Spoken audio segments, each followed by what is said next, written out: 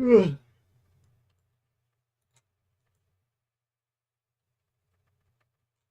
Johnny. Johnny.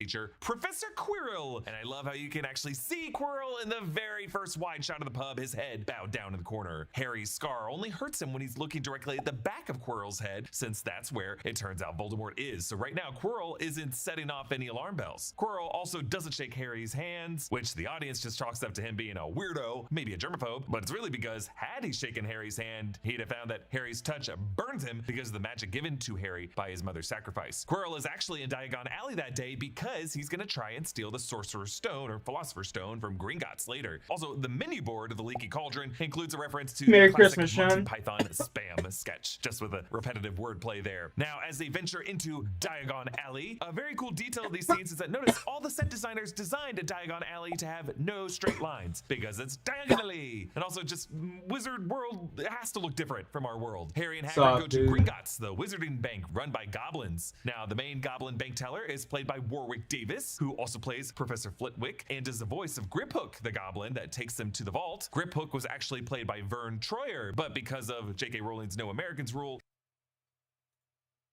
All right, boys, we are starting.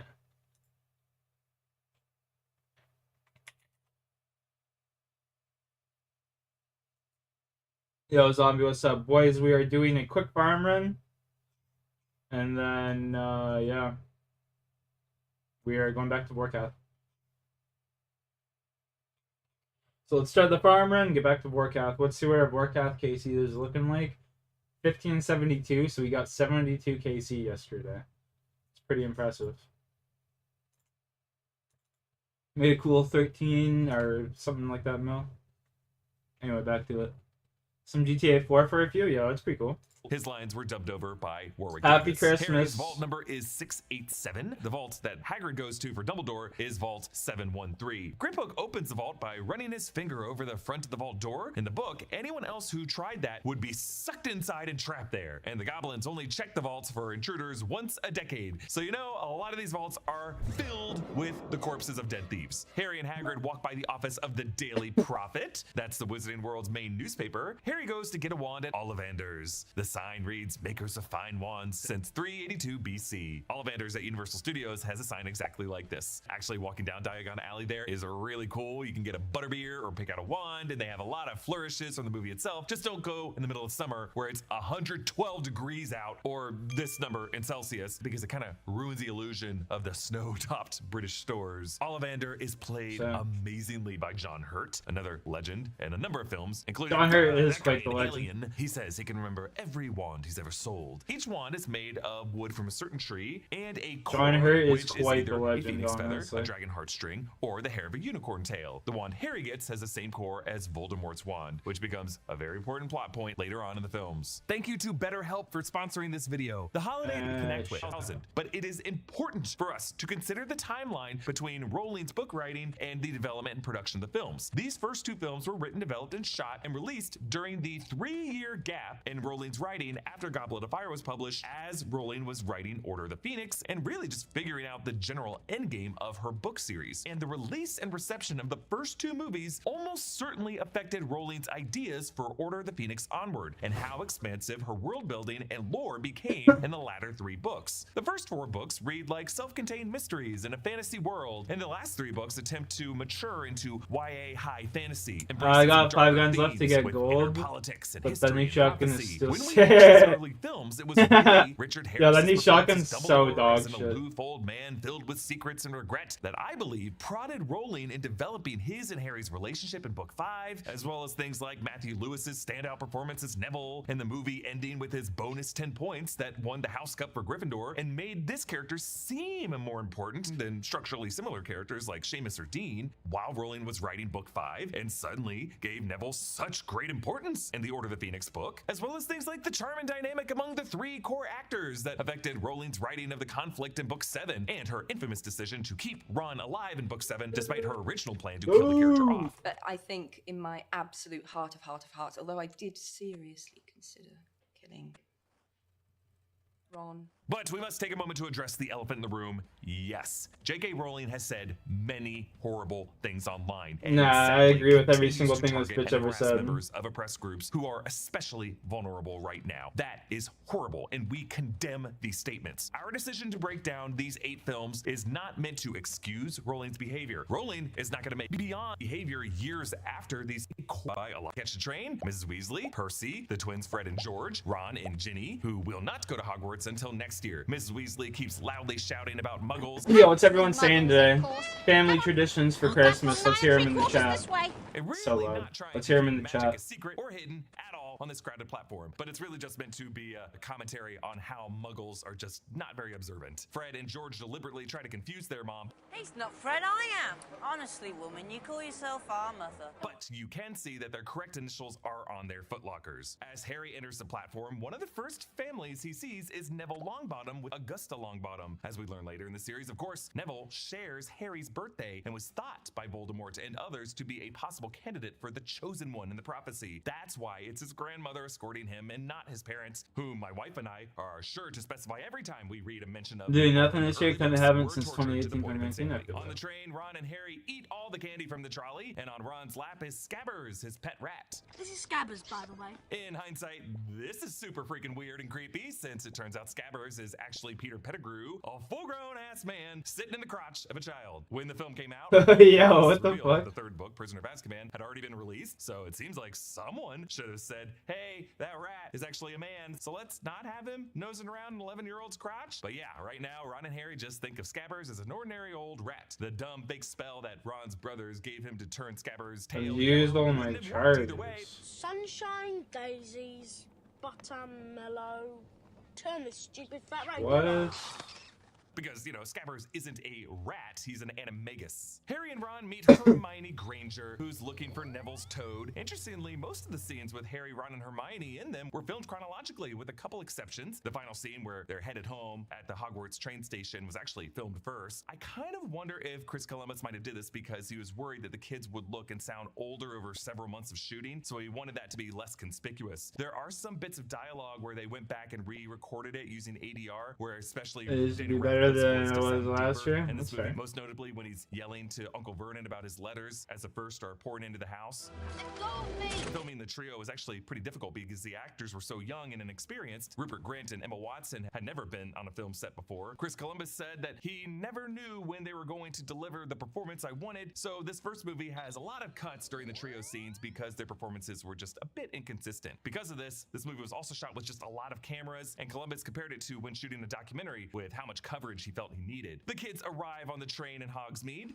Right then, first years, this way, please. That's the Wizarding Village near Hogwarts that's featured in a lot of the later films. From there, the first-year students get to Hogwarts by magic boats that move by themselves. Each grade arrives in a different way as they progress, and we get our first shot of the Hogwarts castle, and it just looks glorious. I want The to stop design of smoking weed Hogwarts, this both year, the and I wanted exterior to and go interior actually to changes college throughout the to films. become a Stuart electrician. Craig was the production designer for all the films. He says he feels he ultimately failed with Hogwarts exterior in this movie because it doesn't have the iconic silhouette and looks too busy. I completely disagree. I think it looks awesome here, but you know, artists are always hardest on themselves. He would tinker with the design throughout the movies, improving on the silhouette and changing the campus more and more to his liking. McGonagall runs through each of the houses, a bit more on each one. Gryffindor is depicted by a lion. Its colors are red and gold. The students in this house are known for their bravery. Hufflepuff, the badger, yellow and black colors, known for loyalty, also just being rejects from the other houses. Ravenclaw is an eagle, blue and bronze, known for intelligence. And finally, Slytherin, a snake, green and silver, known for its ambition and evil. A lot of evil wizards come out of the Slytherin house, and I love that Maggie Smith gives a pause before Slytherin and puts some stink on the name, Ravenclaw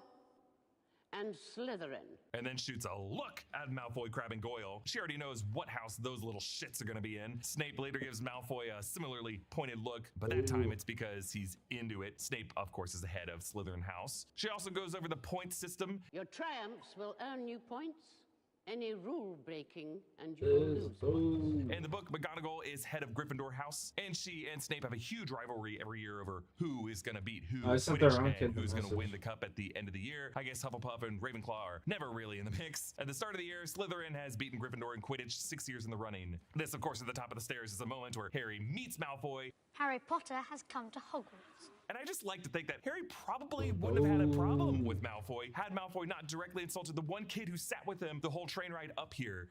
Red hair and a hand-me-down robe. You must be a Weasley. Like, Malfoy could have been a snob and might have ended up being sort of friends with Harry, but Harry's like, no. Yo, I'm why'd they have to straight up. pause it on that kid's face right there like that? That shit was funny as fuck.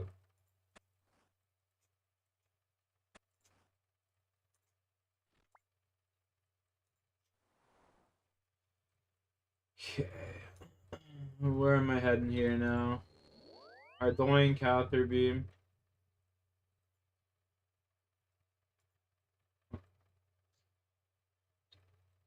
Bellador Park.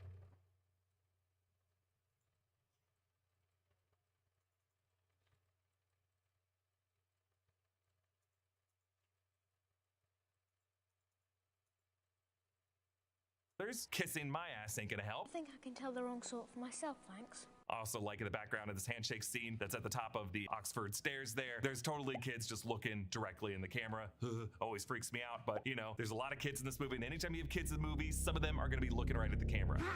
For this first Yeah, what's the the fuck? Great Hall were a practical effect. They used candle-shaped holders with oil and wicks and attached them to wires that moved up and down to make it seem like they were floating. But a few of the wires got too hot and started snapping. So, to prevent flaming candles falling on kids' heads, they started to use CGI in subsequent films. Hogwarts has about 900 kids enrolled there, according to the books, but when designing the Great Hall, they found it was impractical to make the room big enough to fit the entire student body. The one in the film, which is the Oxford Campus Dining Hall, can fit about 400 kids in it. It's also just interesting to think about the total number of the kids in the class. It's not a lot of kids per class. 4 houses. Harry's only one of 5 first-year boys, the others being Ron, Neville, Dean, and Seamus, and there's only like 5 first-year girls, which makes 70 kids per house. So that's 10 years per grade, 7 grades, so that's 70 kids per house, 4 houses, that's 280 kids. So I don't know how they got 900 out of 280, but you know, maybe some class sizes were bigger. Where do I Which still would need to also go, make it pretty Ardoin? unfair if people are trying to recruit And- kids for Quidditch Cup or just house cups, some houses having more kids than others. Hey, look,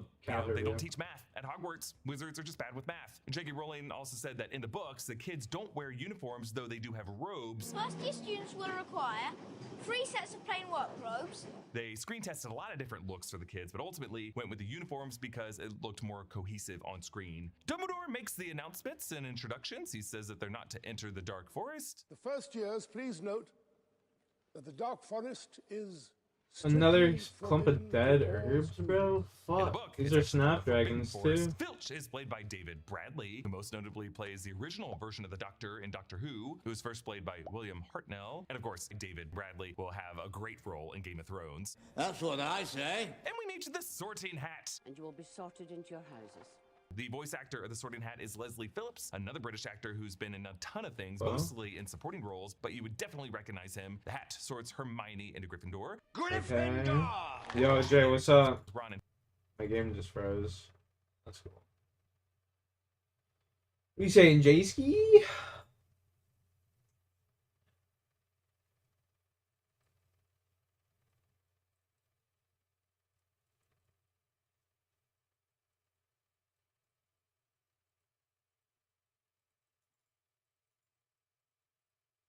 What is this shit, bro? Well, thank God I'm not playing Vorkath or something when my game freezes like this.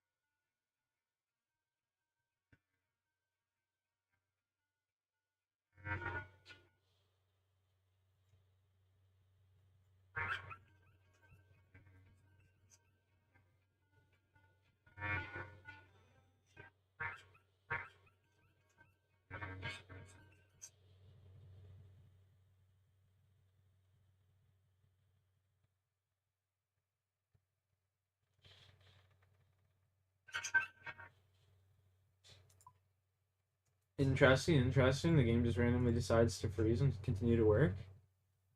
Interesting. That the hat They got out what's seriously not considered fucking putting her in Vorkath. Ravenclaw. It's interesting here in the movie they kind of just go randomly by last name, but in the book they go alphabetically by last name. Hannah Abbott is the first one to get sorted. Of course, the hat immediately sorts Malfoy into Slytherin. Slytherin! I love that hat touches like one of his hairs. It's like, get him away from me. A lot of the fans over the years have wondered why Hogwarts doesn't just kick all the Slytherins out or just like flag them or something, you know, keep an eye on them. But friends, I guess that would be called profiling.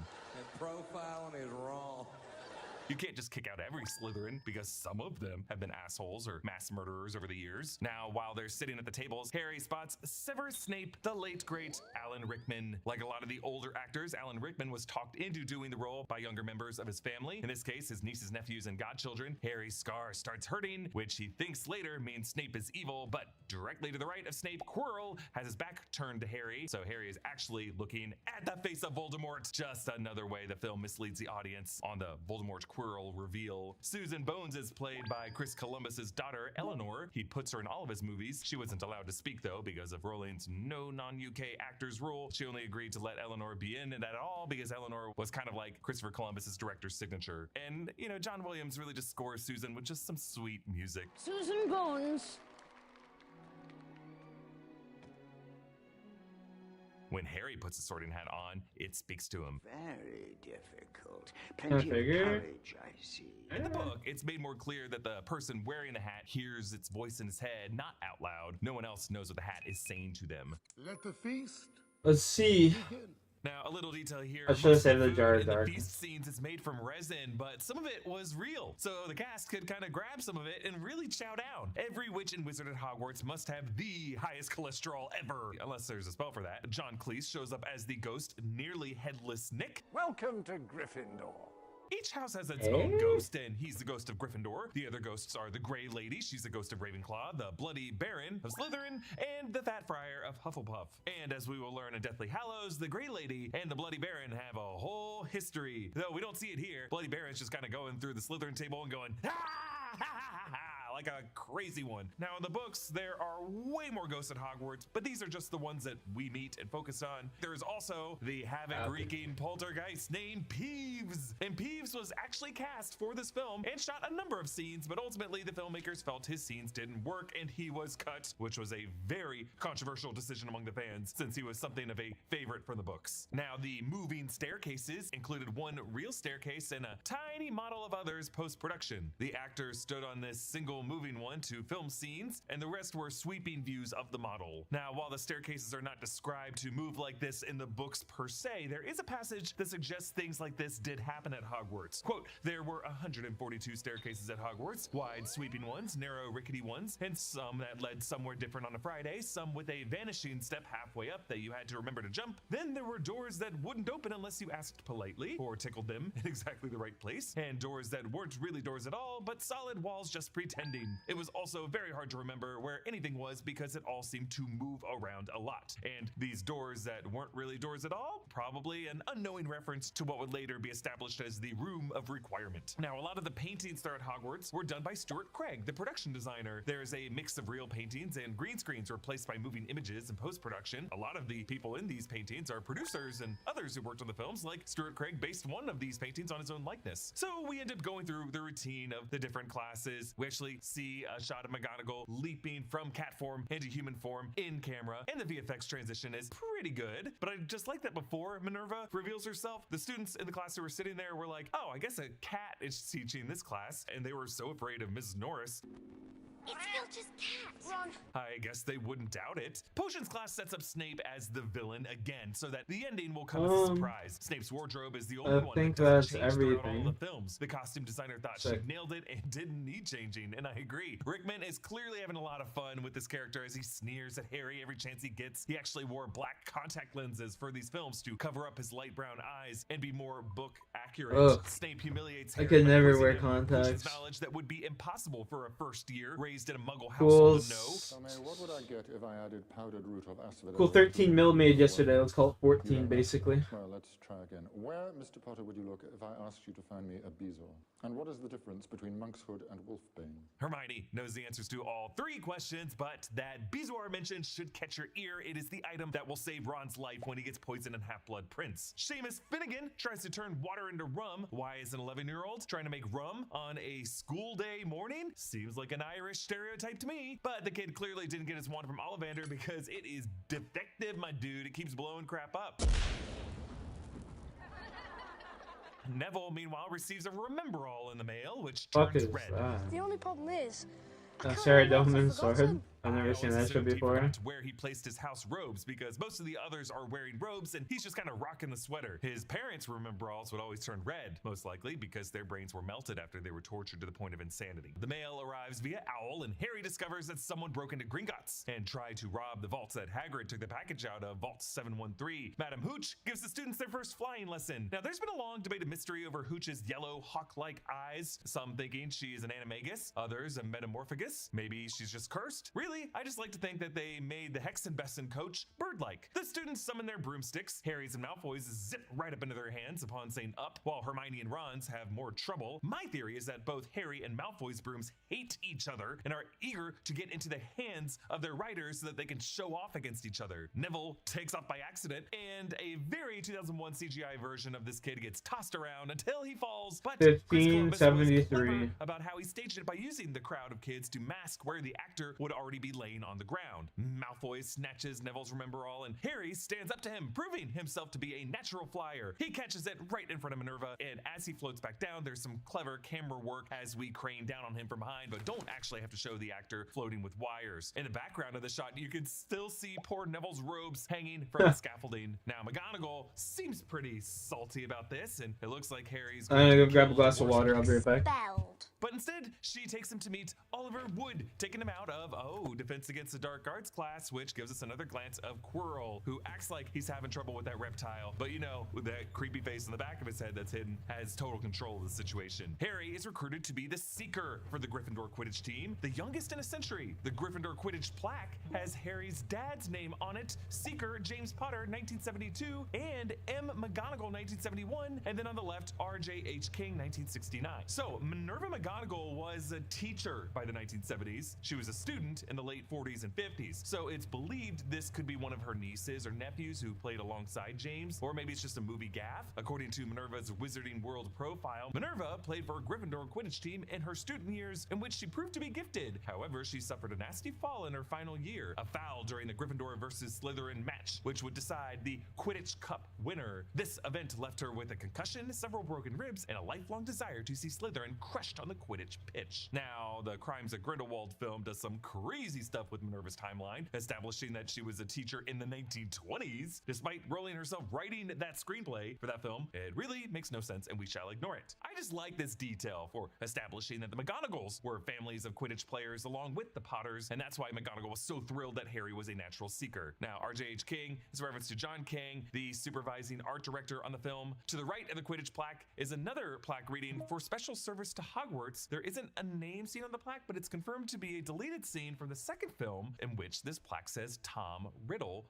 Voldemort's real name. Harry, Ron, and Hermione find themselves on the off-limits third floor and come face to face with Fluffy, the three-headed dog. To make him look even more real, the effects team made sure that each head moved independently of the others and had their own distinct personalities. Fluffy's appearance is based on the Staffordshire Bull Terrier. Obviously, since he's guarding something and has 3 heads, this is a nod to Cerberus, Hades' 3-headed dog that guarded the gates of the underworld in Greek mythology. So Oliver Wood teaches Harry the basics of Quidditch, but you know, they kind of brush past a lot of the rules. So if you just watch the movie and then later go back to read the books, you'd be like, wait, how does Quidditch work exactly? Here's a breakdown. Each team has 7 players. There are 3 goals at each end of the pitch, and each goal scored is worth 10 points. The 3 chasers on each team are the ones trying to score those goals with the quaffle. That's the ball that you score with. Each team has a keeper, basically a goalie, trying to protect the goals. Each team also has 2 beaters, who try to hit the 2 bludgers in play at the other players to knock them off their brooms. Then finally, there is the seeker. That's Harry's position. Their job is to locate and catch the golden snitch, which is the tiny golden fly flying ball. Once the snitch is caught, the game is over. The snitch is worth 150 points for whichever team catches it. So the seeker has to make sure that 150 points is enough for them to win the game. If, say, the other team's chasers have scored 200 points worth of goals and your team has won 0 points, if the team with 0 points catches a snitch, they still lose because the score would be 150 to 200. That rarely happens, but it has happened a few times in Wizarding history. Meanwhile, the game does not end until the snitch is found, and the lore details historical games of Quidditch that have gone on for a very long time. A fun little detail here, when the snitch flies off of Harry's hand, while Wood looks around confused, Harry's eyes stay locked on, showing how he is a natural seeker. In reality, I'm sure Chris Columbus just told this actor Sean Biggerstaff to just kind of look around confused without any VFX reference point to lock onto. In Charms class, Professor Flitwick, Warwick Davis, teaches the students the Wingardium Leviosa levitation spell. None of the kids are getting it quite right until Hermione performs it perfectly and levitates her feather. As Hermione lectures the others, it's Leviosa, not Leviosa.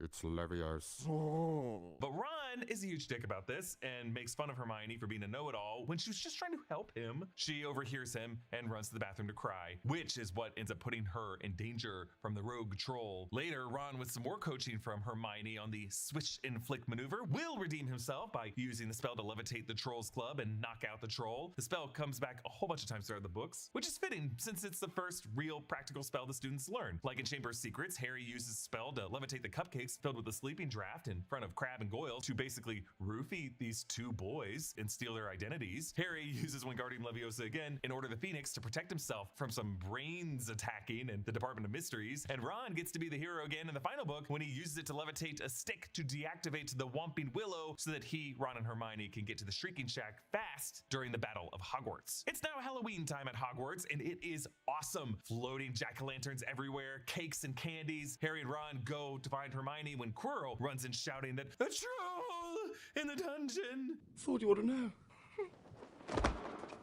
And like a big, dumb, oafish perv, this troll heads straight for the girls' bathroom. The troll itself is one of those CGI moments that some people might think looks a little outdated now, but the way they made this scene come to life is actually pretty impressive. The troll wasn't purely CGI, it was a mix of digital and practical, like a lot of stuff in these early films. Full-sized hands and legs were created and puppeted by puppeteers so that the actors could have something to work against, and a small full model of the troll was created for static close-ups. The troll snot was also very real.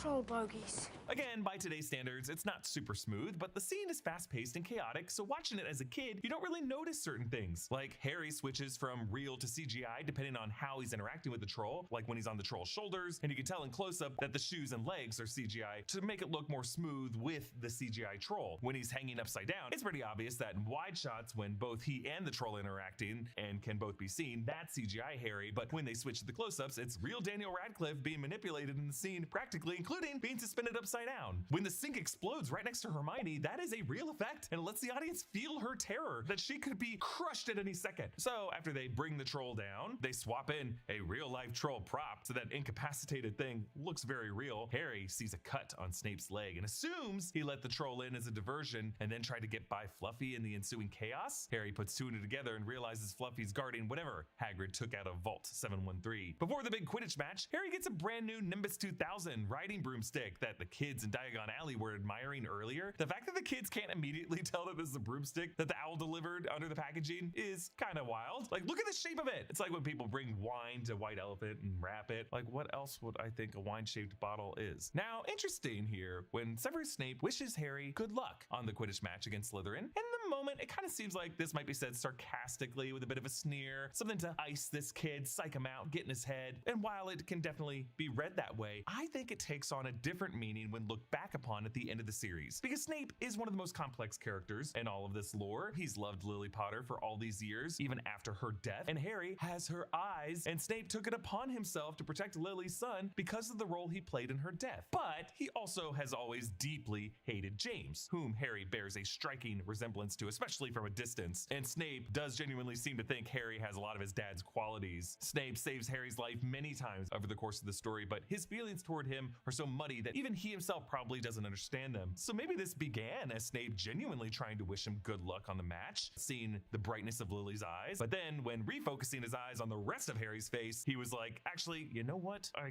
do actually kind of hate you. Either way, it's definitely a bit of backhanded shit talk since he has this Quidditch rivalry with McGonagall. In the stands of the match, Tom Felton's grandfather, geophysicist Nigel Anstey, plays an uncredited extra sitting next to the announcer Lee Jordan. He's in a few other scenes throughout the movie. He's sitting at the big table with the teachers in the Great Hall. These Quidditch matches were shot by a different unit than for the main film, and it dragged on several months after principal photography had otherwise wrapped. Columbus said that if he could redo anything, he would want to give the team more time to do this sequence, as he's never been happy with the special effects. The Quidditch scene was also apparently the first time a scene had been fully pre-visualized by 3D animation first, and they shot everything to fit that animation. This is a relatively common practice now. Just to break down the lineup of the two teams, Gryffindor has Angelina Johnson, Alicia Spinnet, and Katie Bell. They're the three chasers. Fred and George Weasley are the two beaters. Oliver Wood is the team captain and the keeper. Here we Harry's go. the seeker. Slytherin is led by Marcus Flint, captain and chaser. In the book, Harry describes him as looking as he had some troll blood in him. Adrian Pusey is another chaser. The third chaser is unidentified. In the books, it's implied that it's Graham Montague who becomes captain after Flint graduates, but in the film, there's a girl. There are two unidentified beaters, but again, in the books, it's implied that these are Peregrine Derrick and Lucian Bowl, who are identified in later books as being on the team, but there's another girl here, so maybe she's one of them. Yikes! In the book, Miles Bletchley is the keeper, and you do hear his name here from Lee Jordan's commentary. Bletchley passes to Captain Marcus Flint.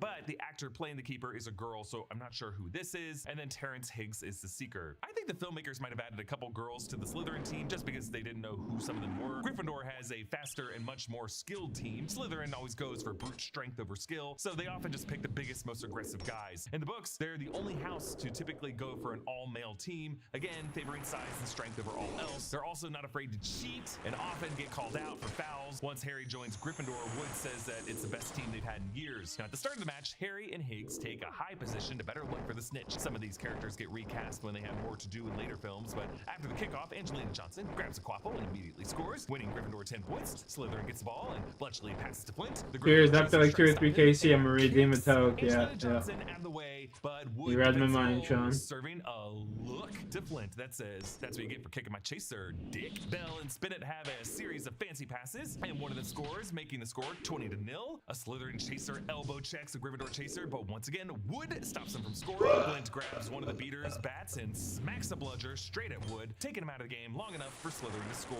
Then he and another teammate box Angelina in and cause her to fly off into the stands. Slytherin scores again on the unguarded goal, tying up the game. We get a real good look at the different team styles throughout this game. Slytherin only manages to score after literally kicking the crap out of people, whereas Gryffindor uses teamwork and like a Mighty Ducks Flying V configuration to get the job done. The score is frenetic Mighty Ducks, and eventually triumphant, but Harry spots a snitch and could end the game right there. Oh, his broomstick bitch. didn't start bucking him around. As Bro, my reaction, oh dude, thinks he's the one I accidentally just minimized my right shit. Before that moment, you can see Quirrell That's also sick. looking intently at Harry and quietly muttering, since That's he's the one sick. actually doing it. And then when Hermione lights Snape's cloak on fire, the spell actually stops because Snape accidentally knocks Quirrell backwards into the stands, breaking his eye contact so that he cannot continue to perform the spell. Harry gets back on his unjinxed broom and battles it out with Higgs to get to the snitch first. They both go into the dive, but Higgs chickens out and pulls up first, while Harry dives for the snitch. Fire and the Cursed Child. Do you think they'll actually make that, Sean? Apparently people don't like it too which means much. they remember the first person to touch them. This is also to prevent disputes in tournament games. If two seekers touch the Bro, snitch, that's crazy. I went to which of them fucking really move, touch bro, it and I first, clicked but up here this or fact something. and how I don't even it know catches what the happened. I snitch went and here dragged this, I come back think. in a big way in the final book, when Dumbledore enchants the same snitch with a secret message for Harry that can only be read when he touches his mouth to it. Eye open at the close. Hagrid, it turns out, should never be trusted with information about anything. What that dog is guarding is strictly between Professor Dumbledore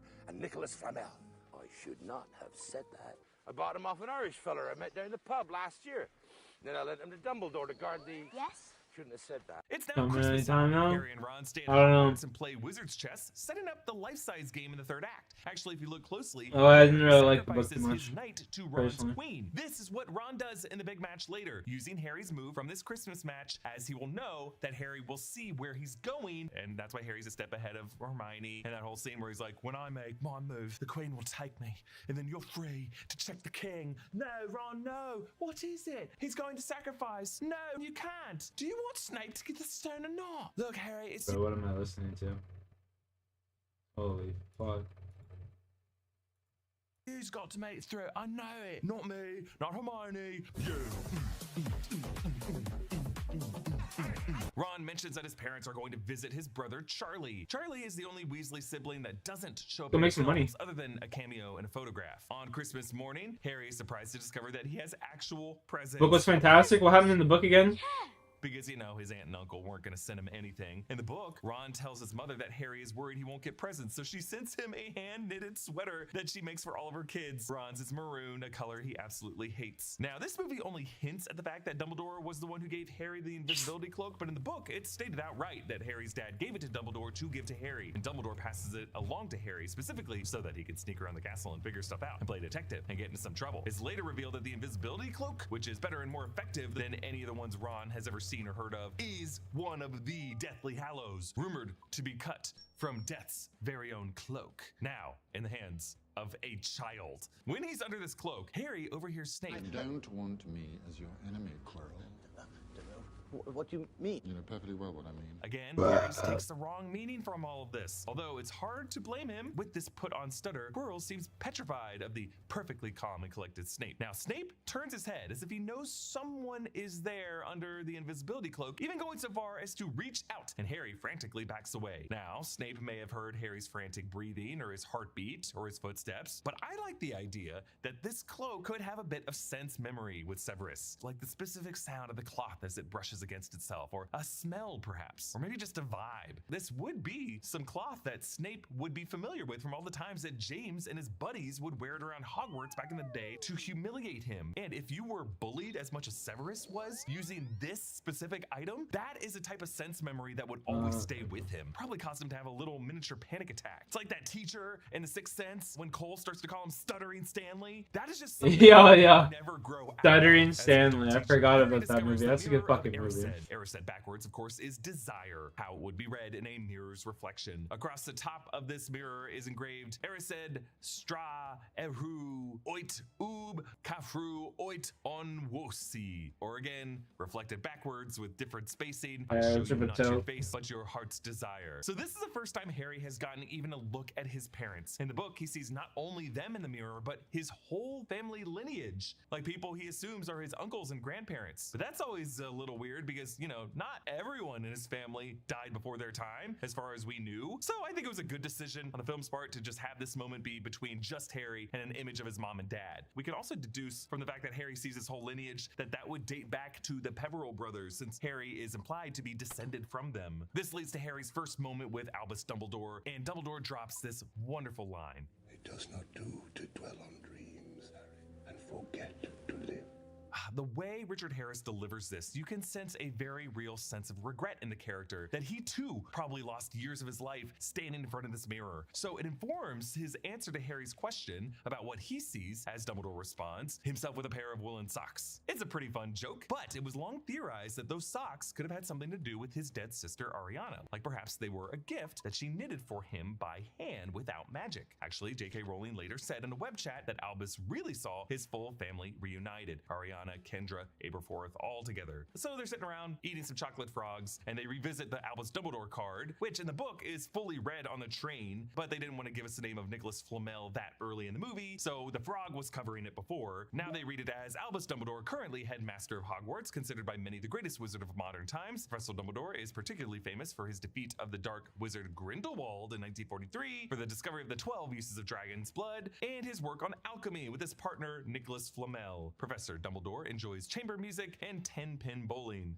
Grindelwald actually shows up in part 1 of the Deathly Hallows, and his relationship with Dumbledore is explored more in the Fantastic Beasts films. This leads to all of them researching in the library, Hermione finding this history book entry on Nicholas Flamel. Now, fun detail here, the production actually created 2 different book pages, one with Philosopher's Stone written there, and one with Sorcerer's Stone written there for the different versions of the movie. Now, the next section of the movie varies a bit from the book. Indeed, in the film's shooting script, oh you shit, can see a ton of omitted so his scenes son on turns these evil or pages. some In shit? the book, Harry and Hermione help smuggle You gotta like kill Robert his son or the something? dragon out of the castle so Hagrid doesn't get into trouble. But Malfoy overhears them plotting and goes to catch them in the act, that snitch. And Neville tries to He's gotta like him. kill his So son or it's something like Malfoy, that? That'd be Neville, crazy, Harry, bro. and Hermione who have to go into the Dark Forest for their detention. Ron is in the hospital because Norbert bit him and apparently his bite is poison. Neville, having to serve detention, sets up why he tries to stop the others from leaving the dormitory in the 3rd act. But in the movie, it's justified by Neville just not wanting Gryffindor to lose more points. And it makes the house point numbers a much bigger deal in the final part of this movie, but it ends up leading to a really heartfelt thing that matters to kids watching the story that I'll get to later. But we do get this little meta moment when Hagrid is playing the Harry Potter theme song on his wooden flute.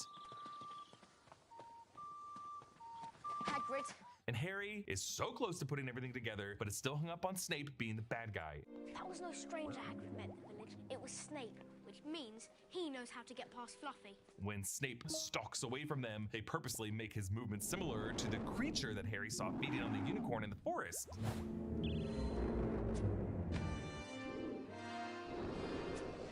And that's Tell just you what, as a kid, that shit had me fooled, bro. Snape is definitely the villain. So Harry, Ron, and Hermione go in search of the Sorcerer's Stone or Philosopher's Stone in the castle, and this is where Chris Columbus really shines. The whole sequence of them getting past the magical traps and using their wits to outsmart the bad guy is very Home Alone. Each one gets a chance to show off what they've got. After they just barely make it past Fluffy, Hermione uses her book smarts to get them past the Devil's Snare plant. Harry uses his seeker skills to find and catch the correct enchanted key to unlock the door, knowing that it would be the one with the broken wing because that would be the one grabbed aggressively before. Bro, Sean, what do you think about them remaking these movies into a TV show?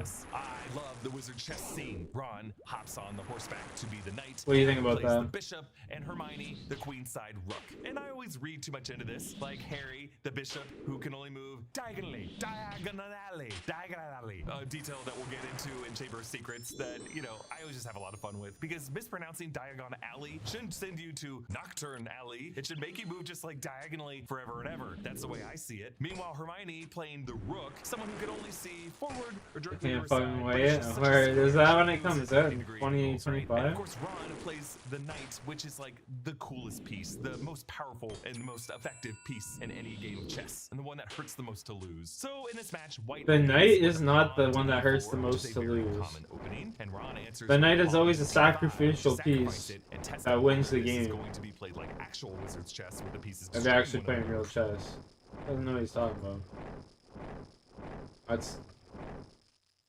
That's why like it's pretty stupid the whole move on purpose Ron's of part, the because it basically fucking means he's thing. starting out down a pawn. Like he could have just spring waited traps. until a piece got taken normally to scope out the deal. Toward the end of this violent game, Ron sacrifices himself to win, proving that he does belong in Gryffindor with the rest of the courageous students. It's not just because he has red hair like all of his Same older with the brothers. He himself is courageous and crazy. For trapping. Hermione stays behind to look after Ron, and Harry goes it alone. So the chess sequence was both Chris Columbus and Rupert Grint's favorite scene to shoot. Columbus was in love with the set and the look of the pieces. Grint was excited that he got to ride a horse chess piece and sacrifice himself in a big moment. In the book, several of the main Hogwarts employees and professors contribute to the things protecting the Sorcerer's Stone. So Fluffy was placed there by Hagrid. The Devil's Snare was the work of Professor Sprout, the herbology teacher. The flying keys were from Professor Flitwick, the charms teacher. And the chessboard was McGonagall's doing. Also in the book, Hermione goes with Harry, and there are two other challenges that they don't show here in the movie. One is a troll, although it's already knocked out cold when Harry and Hermione encounter it. That is what Professor Quirrell contributed, and that sets up how he had control over the troll. And the other was thought up by Professor Snape, a room with 7 bottles containing liquids. 2 bottles contain wine, 3 contain poison, and 1 that lets the drinker back out of the room to safety, and another that lets the drinker advance to the next room. Reading this in the book, I love this challenge because it's kind of like, you know, a logic puzzle they might take on like a high school exam. Harry and Hermione solve the logic riddle to figure out which is which. Hermione goes back while Harry goes forward. So Harry arrives at the final chamber, and we we get the big reveal that it has not been Snape that's been after the Sorcerer's Stone, Philosopher's Stone, but Quirrell. Well, Quirrell with Voldemort growing out the back of his head. Quirrell walks through every instance. Bro, I never got that. Yeah. The Quidditch match. Why is homeboy growing out of the back Even of his reveals head? that Snape was the one trying to stop Quirrell this whole time. After Voldemort tried to kill Harry, he went into hiding in Albania and was badly wounded. The only reason he wasn't killed was because he had split his soul and put pieces of it in different objects, which becomes a major plot point in later films with the Horcruxes. Quirrell was studying abroad, and Voldemort, sensing that he was vulnerable, corrupted him and attached himself to Quirrell. In the I wonder what was going on there. The summer of 2025. Right? So they'll probably have it go into Christmas. Dumbledore explains later is because only a person who wanted to find the stone. What's it being released on? Is it like a streaming service, obviously? I wonder if they'll release each episode like one at a time, or if they'll sit there and like release it all at once. Voldemort's voice here is performed by actor Richard Bremer, who is I like when they do it like one episode at a time. I hate when they release like a ton of episodes or something all at once. HBO Max. Promises of power, telling Harry that he can be with his parents again. HBO? I have faith that will be actually pretty decent if it's HBO. HBO makes good TV, bro. They make like The Wire, they made The Sopranos. They made some good TV series. I've got faith in HBO. In the hospital wing, Dumbledore explains that the stone has been destroyed, but there are other ways that Voldemort might come back. Then he eats a birdie spots every flavor bean that turns out to be, alas, earwax, which is a real flavor of these beans, since they actually manufactured these after the movie came out, and it is, alas, disgusting. So is the vomit flavored one that he talks about. But everyone should at least try it, at least once. Harry, Ron, and Hermione are awarded points for their heroism, and so is Neville for standing up to them and trying to prevent them from sneaking out. Takes a great deal of bravery to Bro, I'm stand getting up to your fucking enemies, shafted here. but a great deal more to stand up to your friends. And Gryffindor wins the House Cup. Slytherin is pissed because they were in the lead until those extra points were handed out. Seemed a little unfair, I would say. And I would imagine It should be average, starting with a few episodes to get started, and once a week until the end of the season. House Cup drama is Yeah, presented shit. as a Just much give me bigger like one deal in episode the a book week, because you know? Harry screwing around with Norbert puts Gryffindor Stretch way it out a behind in bit. points. I'm And cool with that. everyone at Gryffindor is mad at Harry as the year comes to an end. That's what the Neville edition in the movie was really embodying. Otherwise, the film doesn't spend that much time on it. But it is a big deal for Harry because think about it, Hogwarts is the only place he's felt at home. So when he becomes... That's not that video for me. Not as good as what I was thinking.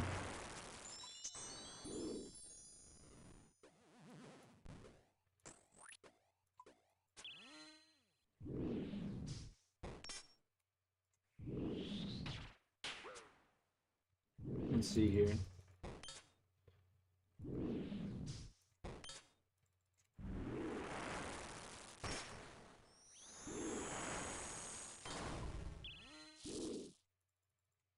Oh no.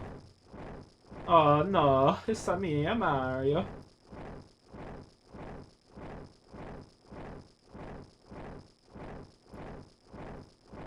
Again, 99 range here at Vorkath, boys. Watch.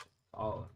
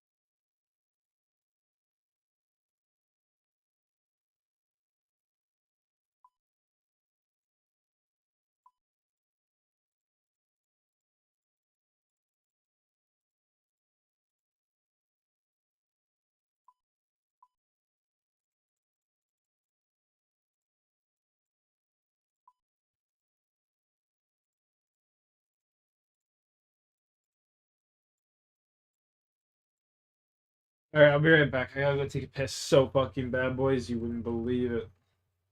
What's our KC looking like here? 1576. Let's hit 1600 today. 1600.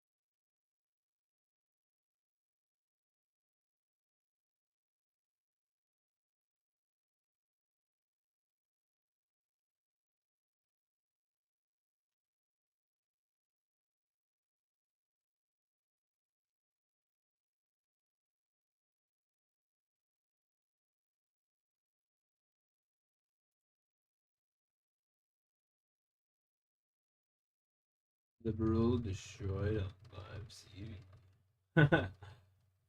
Of course. Sure. Speaking with emotions.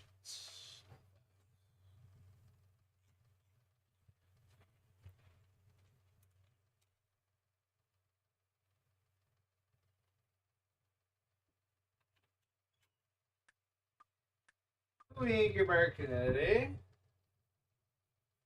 Sure as hell one barking at me like that. Sure as hell one barking at me. Oh, that's my boy.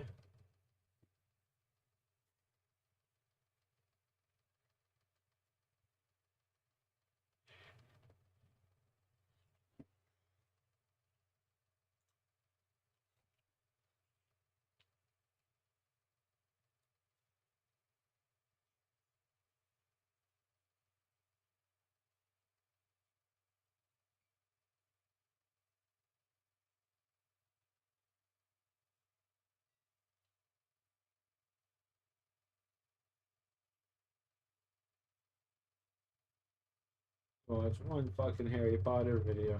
All of a sudden, your whole feed's filled with them.